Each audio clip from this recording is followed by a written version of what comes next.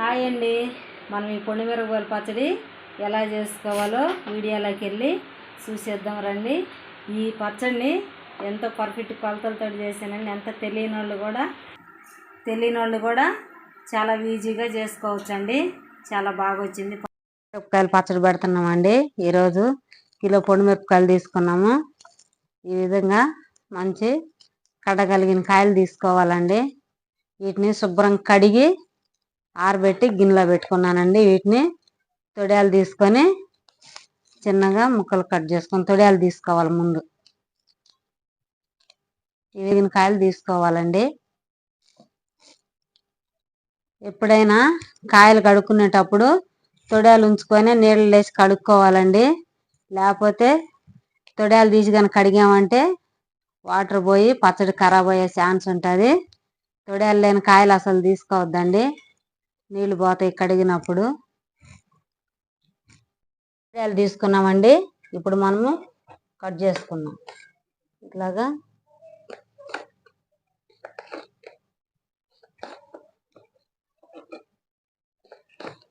ఈ విధంగా కట్ చేసుకొని మిక్సీలోనన్నా వేసుకోవచ్చు, లేకపోతే రోట్లోనన్నా దంచుకోవచ్చు అండి. ఏది మిక్సీలో కంటే కూడా రోట్లో దంచి పెట్టుకుంటే పచ్చడి బాగుండిద్దండి. నాకైతే రోలు కూడా ఉన్నది.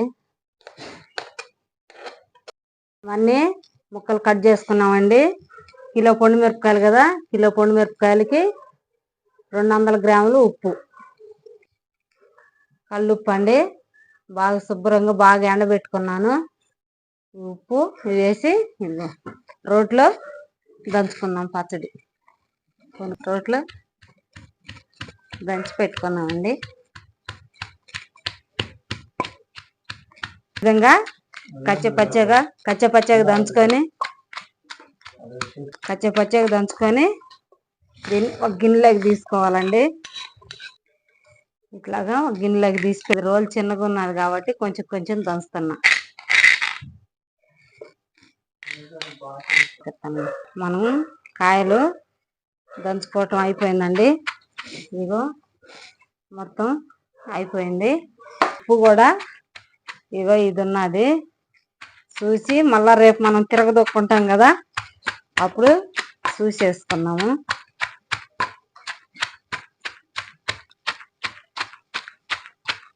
పచ్చడి డబ్బాలో పెట్టుకున్నామండి. దీంట్లోకి చింతపండు శుభ్రంగా నీట్గా చేసి పెట్టుకున్నానండి.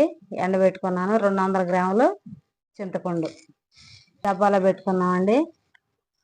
దొక్కున్నాం.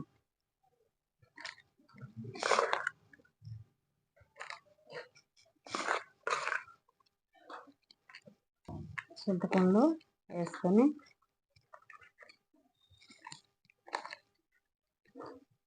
అది మనం అట్లా వేస్తే చింతపండు కూడా నానిపోయిద్ది. రేపటికి బాగా నీరు ఉండిద్ది కదా, ఉప్పు మిరపకాయలది నీరు నానిద్ది అన్నమాట. బాగా మనకి ఈజీగా ఉండేది మళ్ళీ రేపు తిరగదొక్కోవటానికి.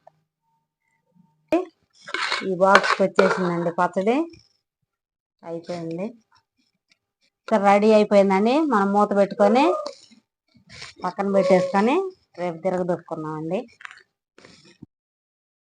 మనం పచ్చడి తిరగదిప్పుకున్నామండి. ఇగో మనం నిన్న పొండిమిరపకాయల పచ్చడి తొక్కు పెట్టుకున్నాం కదా, ఈరోజు మనము తిరగదిప్పుకున్నామండి. ఇప్పుడు మనం తిరగదిప్పుకుందాం. దీంట్లోకి కావాల్సినవి చూపిస్తాం. 2 టీ స్పూన్లు ఆవాలండి వేపి పెట్టుకున్నాను. 2 టీ స్పూన్లు మెంతులు వేపి పెట్టుకున్నాను. దోరగా వేపి పెట్టుకోవాలండి.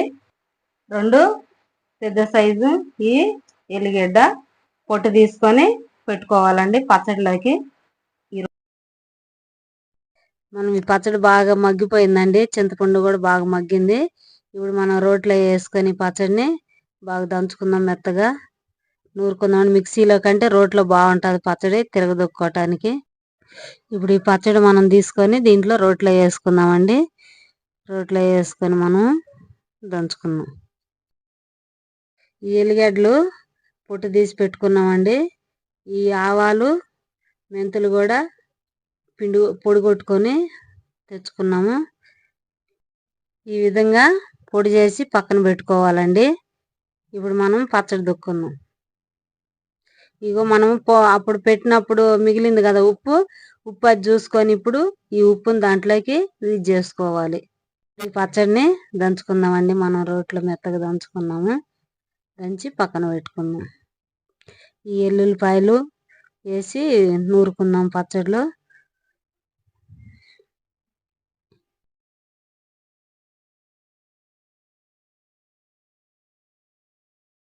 ఈ విధంగా పచ్చడిని మెత్తగా దంచుకోవాలండి.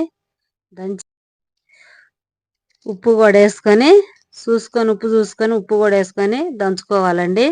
ఉప్పు నాకు కొంచెం తక్కువ ఉన్నది కాబట్టి ఉప్పు వేసి దంచుతున్నాను. ఇంకా సాలకపోతే వేసుకుందాం పచ్చడిలో.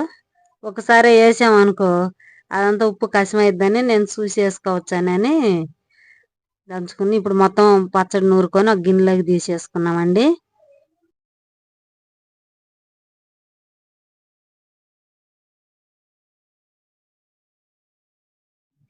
ఇప్పుడు మనం గిన్నెలోకి తీసుకొని ముందుగా మనము పొడి కొట్టి పెట్టుకున్నాం కదండి ఆవు పిండి, మెంతిపిండి పచ్చడిలో వేసుకొని కలుపుకొని పక్కన పెట్టుకుందామండి. ఇప్పుడు ఈ పొడి అంతా బాగా పచ్చడిలో మిక్స్ అయ్యేటట్టుగా కలుపుకోవాలండి. బాగా కలుపుకొని మనం దీన్ని ఒక రోజంతా పక్కన పెట్టుకోవాలి. ఒక రోజు మొత్తము దీన్ని అలా పెట్టుకోవాలండి. మరుసటి రోజు తాలింపు వేసుకోవాలి. ఇప్పుడు మనము రెండో రోజు తాలింపు వేసుకుంటున్నామండి. చూడండి పచ్చడి అంతా ఎలా వచ్చిందో. ఇప్పుడు మనం పొయ్యి మీద బాండీ పెట్టుకొని మనము ఎంత పచ్చడి కావాలో అంత తాలింపు వేసుకోవాలి. నేనైతే కొంచెం తాలింపు వేస్తున్నా, తీసి ఆయిల్ పోసానండి. మనకు ఆయిల్ వేడెక్కిందండి. 1 టీ స్పూన్ ఆవాలు, 1 టీ స్పూన్ జీలకర్ర, ఒక 2 ఎండుమిరపకాయలు తుంచేసుకోవాలండి. 4 ఎల్లుల్లిపాయలు కచ్చాపచ్చాగా దంచేసుకోవాలి. ఒక 2 రెమ్మల కరివేపాకు వేసుకున్నామండి. ఇప్పుడు మనం కొంచెం చల్లారినాక పచ్చడి వేసుకుందామండి. కొద్దిగా చల్లారాలి. స్టవ్ బంద్ చేసుకుందాం. ఇప్పుడు మనము పచ్చడి తాలింపులో వేసుకుందామండి. ఇది పచ్చడి అంతా కలుపుకున్నామండి. ఈ పచ్చడి వేడి అన్నంలో వేసుకొని ఒక రవ్వ నెయ్యి వేసుకొని 1 టీ స్పూన్ తింటుంటే మస్తు ఉంటుందండి. మంచి టేస్ట్ ఉంటుంది.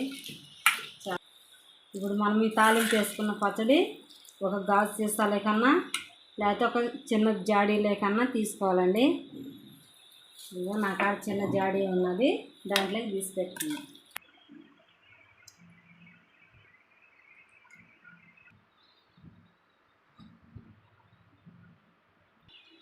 మన పొడిమిరపకాయల పచ్చడి మొత్తం రెడీ అయిపోయిందండి. ఈ విధంగా ఎంతో ఈజీగా చేసుకోవచ్చండి. పర్ఫెక్ట్ కొలతలతోటి చూపించాను పచ్చడిని, బాగున్నది. ఈ విధంగా మీరు కూడా మీ ఇంట్లో ఎంత తెలియని వాళ్ళు కూడా పచ్చడి ఈజీగా పెట్టుకోవచ్చండి. ఈ వీడియో కనుక మీకు నచ్చితే లైక్ చేయండి, షేర్ చేయండి, సబ్స్క్రైబ్ చేసుకోండి.